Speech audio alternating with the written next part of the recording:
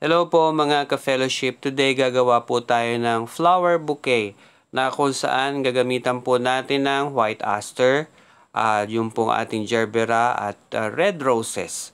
At syempre yung ating po pinaka main base, yung leaf po niya ay white corn. Pero depende na rin po kung ano yung gusto nating ilagay. Suggestion lang po, mas maganda if we have a garden at meron po tayong mga dahon or mga leaves na po pwede po natin gamitin na substitute or kaya magiging maganda yung ating flower arrangement. Yun po ang ating gamitin kasi mas maganda po talaga na ating pong nire-reduce yung ating pong mga expenses or nakikita po natin yung sa surroundings natin yung mga pwede nating gamitin para makagawa po ng special na bouquet. Kasi po, mas maganda na yung ating pong mga gamit ay mga raw materials pa po. So, yung typical na bouquet na ating pong gagawin, of course, yung pinaka-base, simulan natin.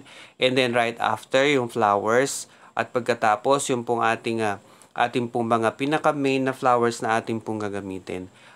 Depende na po kasi sa style na gusto nating gawin. Pero as much as possible, yung pong ating mga fillers, yung fillers na tinatawag ay yung pong mga dahon at yung pong white aster. Ang pinaka-main po natin kasing flowers ay yung pong gerbera at saka yung roses. So as much as possible, kapag gagawa po tayo ng bouquet, kahit anong bouquet, make sure na yung pong mga fillers, yung po yung nasa ilalim at yung pong pinaka-main flowers, yun po ang nasa ibabaw para hindi po matabunan yung ganda ng mga main flowers na ating pong gagamitin. Ganun po ang usual po nating ginagawa.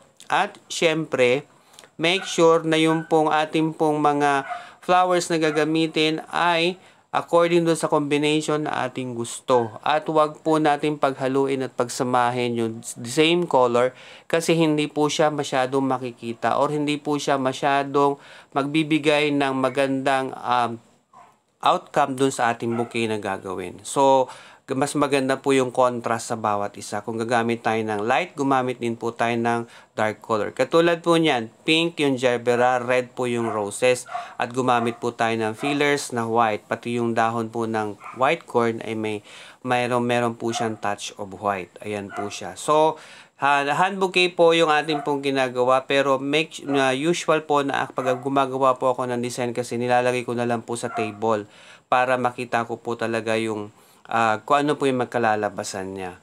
Ganyan po. Tapos, i-retouch na lang po natin kung ano po yung pwede po nating ayusin.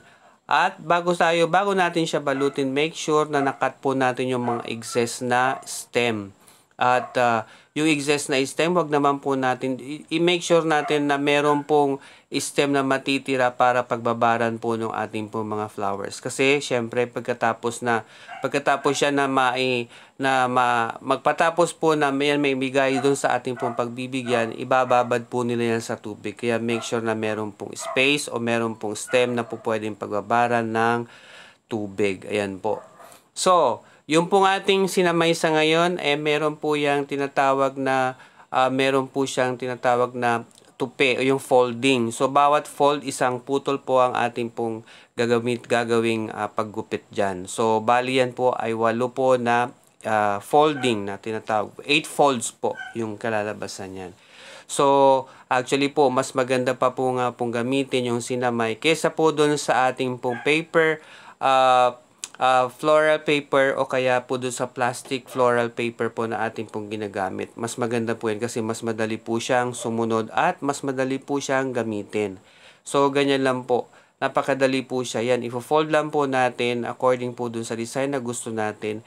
Magsisimula po tayo sa top, pinaka-slanted at saka yung susunod, medyo slanted pa rin. Pero, make sure na pababa po siya ng pababa hanggang sa makover up po yung pinakadulong stem ng ating pong bouquet. Ayan po. So, ganyan po ang kalalabasan niya. Pagkatapos, yung remaining na dalawa, ilalagay po natin sa harap. Ayan po siya. And make sure na medyo makrumple po natin para magkaroon po siya ng magandang contour. Ayan po. So, right after nyan, tatalian po natin siya ng isang mahigpit na tali. Kasi po, mas maganda po na talaga mahigpit po siya. To prepare din po, gagamit po tayo ng red na organza ribbon. Ayan. So, ginamit po natin dyan ay bali 3 yards. Tapos, hinati po natin siya.